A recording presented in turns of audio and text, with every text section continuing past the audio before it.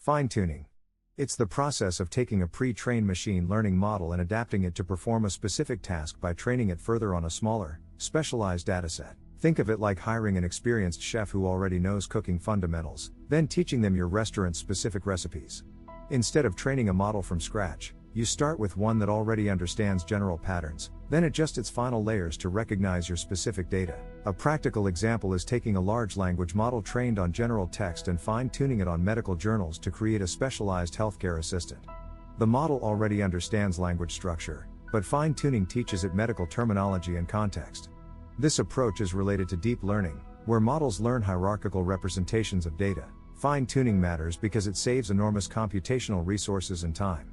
Training a model from scratch can take weeks and cost thousands of dollars, while fine-tuning achieves specialized performance in hours with minimal data. It's the standard approach for deploying AI in industries from healthcare to finance. Fine-tuning.